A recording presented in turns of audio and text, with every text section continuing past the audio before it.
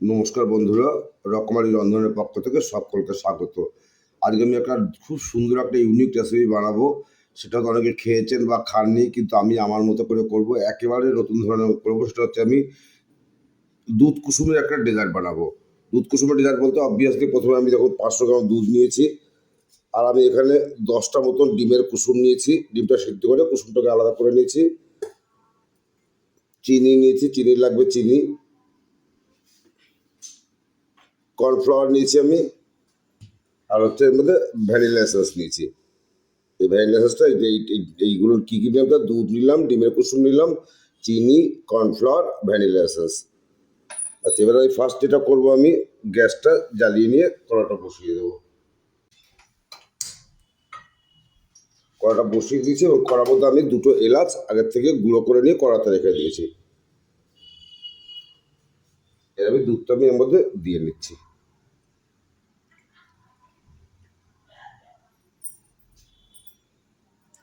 দুধটা পুরোটা দিলাম না, 500 মানে হাফ লিটার দুধ দিয়েছিলাম, 250 মতো দিলাম, আর 250 মতো পরে দেবো।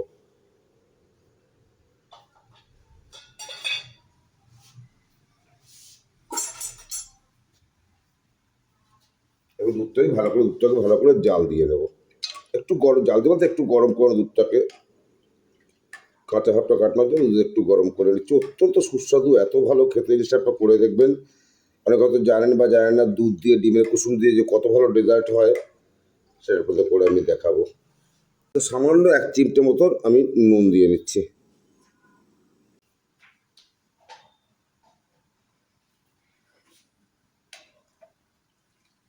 তো গরম হয়ে গেছে, এবার চিনিটা দিয়ে দেবো। চিনিটা মিষ্টিটা আন্দাজ মতো যে যেমন খাবেন সে সেভাবে দেবেন।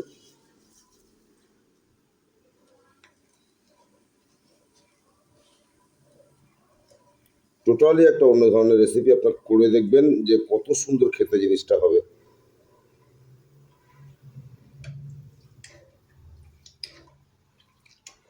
এলাচটা দিলাম, কারণ ডিম আছে তো, ডিমের কুসুমের গন্ধটা সকলে ভালো লাগতে পারে, বা এমনি ডিমের কুসুমের একটা গন্ধ থেকেই যায়। ওই কারণে এলাচটা দিলাম, এবং আমি ভ্যানিলাটাও দেবো। কিন্তু ভ্যানিলা এসেন্স দিচ্ছি, আপনাদের যার যেরকম এসেন্স পছন্দ সেরকম দেবেন। খুব চটজলদি রান্না, খুব তাড়াতাড়ি রান্নাটা হয়ে যায়।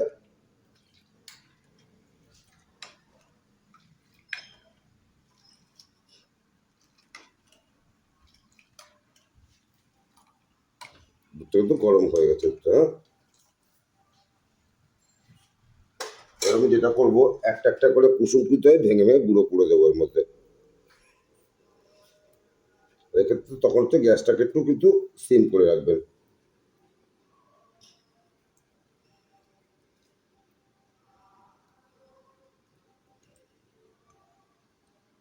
তারপরে কিন্তু কুসুমগুলো কিন্তু দুধের সঙ্গে একেবারে কিন্তু মিশিয়ে ফেলতে হবে।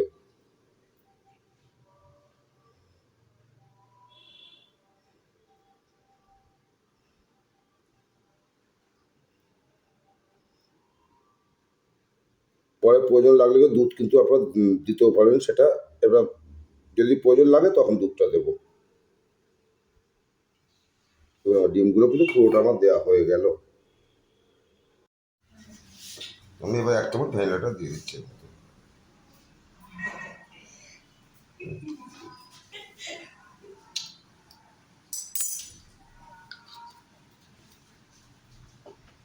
এবার এটা খুব করে কিন্তু নাড়তে হবে। এটা আর কিছু কাজ নেই, খুব করে নাড়তে হবে জিনিসটা। নেড়ে একদম কিন্তু মিশিয়ে ফেলতে হবে।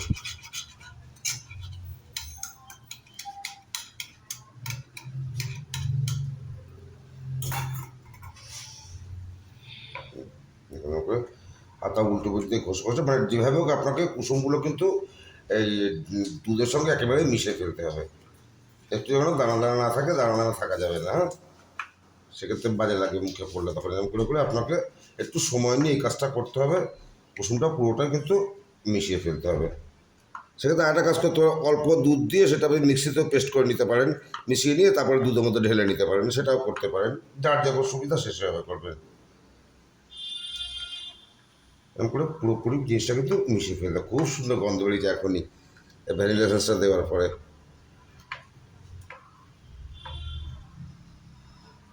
তারপরে ওটা আপনাকে সময় করে একটু মিশিয়ে নিতে হবে জিনিসটা। দেখুন বন্ধুরা, কুসুমটার সঙ্গে দুধটা কিন্তু আমার পুরোপুরি মেশানো হয়ে গেছে। এই কাজটা একটু সময় নিয়ে সাবধানে করতে হবে। অসম্ভব ভালো গন্ধ বেরিয়েছে, যে কী অসাধারণ খেতে হয় জিনিসটা আপনারা ভাবতে পারবেন না। এবার আমি এটা করবো, এর মধ্যে কর্নফ্লাওয়ারটা দিয়ে নেবো। আমি এখানে 1 চামচ কর্নফ্লাওয়ার দিচ্ছি, ব্যাস। এটা দিয়ে বা কনস্ট্রাক্টর নাড়তে হবে কর্নফ্লাওয়ারটা দিয়ে, কিন্তু যাতে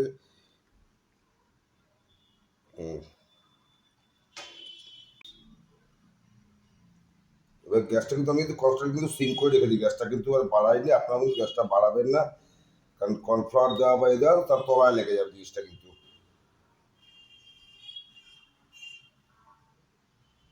মিষ্টিটা আপনার স্বাদ মতো যে যেমন মিষ্টি খাবেন সে হিসাবে দেবেন। একবার অন্তত জিনিসটা করে দেখবেন যে কত মানে অসম্ভব ভালো খেতে জিনিসটা।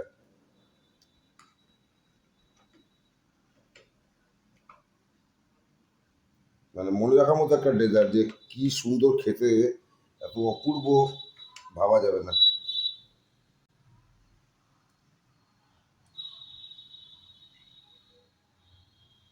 কিন্তু কর্নফ্লাওয়ারটা কিন্তু ভালো করে মেশাতে হবে কিন্তু। আর টেস্টটা অনেকটা কাস্টার্ডের মতো টেস্টটা হচ্ছে, কিন্তু অসম্ভব সুন্দর টেস্ট একটা। এটা কিন্তু অবশ্যই করবেন, এত ভালো খেতে বন্ধুরা। দেখবেন কাস্টার্ড যারা খেয়েছেন তারা এর সঙ্গে স্বাদের মিল পাবেন। টোটালি জিনিসটা একটা অন্যরকম স্বাদ একটা, অপূর্ব অপূর্ব খেতে হবে, অপূর্ব সুন্দর গন্ধ বেরিয়েছে বন্ধুরা। আপনারা অবশ্য করেই কিন্তু করবেন এই দুধ কুসুমের এই ডেজার্ট, এটা কিন্তু অবশ্যই করবেন জিনিসটা।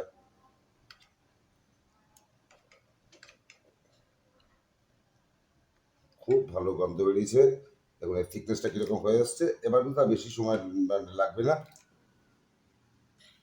এবার আমি লাস্টে একটু চিনি, আর একটু চিনি লাস্টে আমি দিয়ে দিলাম।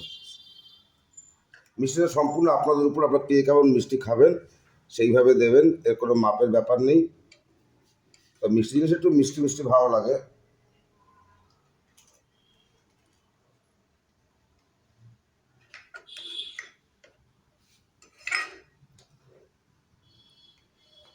এবার জিনিসটা কিন্তু আমার মোটামুটি রেডি হয়ে গেছে।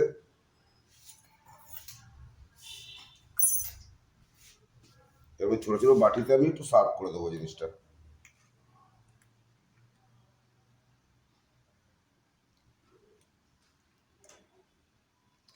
সেরকম জিনিসটা হবে। এটা যখন ঠান্ডা হয়ে যাবে এটা আরো অনেক জমে যাবে কিন্তু।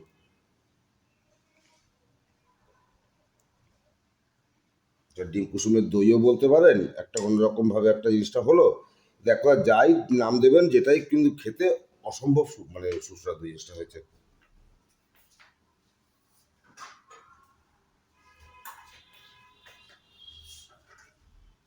এবারে বাটি বাটি করে এবার আমি তুলে নিয়ে দেখাচ্ছি আপনাদের। 4টে বাটিতে আমি তুলে নিচ্ছি।